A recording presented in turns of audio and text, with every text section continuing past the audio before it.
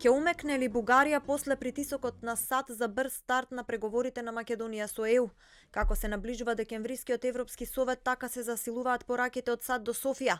Чарлс Купчан од Советот за меѓународни односи во Вашингтон во интервју за МИА вели дека администрацијата на Бајден треба да продолжи со напорите за ЕУ да изврши притисок врз Бугарија и да ја даде до знаење на Софија дека политички игри се недобредојдени. Прашањето за македонскиот јазик и културата, дали јазикот бил западно-бугарски или дали е посебен, е дебата која покренува политички одгласок, но тоа прашање е целосно несоодветно и контрапродуктивно.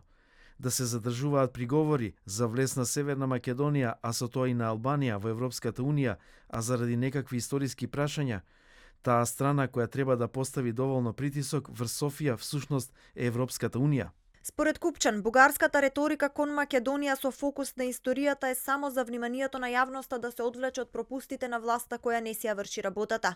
Дополнително, според Купчан, ова го користи Русија која сака да се наметне во регионот. Дали сметам дека овие тековни случувања во односите меѓу Бугарија и Северна Македонија се сготвени од кујната на Кремљ? Најверојатно не.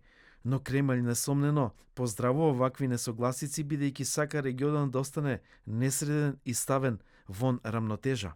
Од Бугарија пак не се попушта. Можниот нов премиер Петков и актуелниот председател Радев велат притисокот нема да донесе позитивни резултати. Поранешниот председател Плевнелиев вчера во интервју за Европот на телевизија 24 порача дека Скопје и Софија сами треба да го надминат проблемот. Само с притискане на България ништо няма да се получи.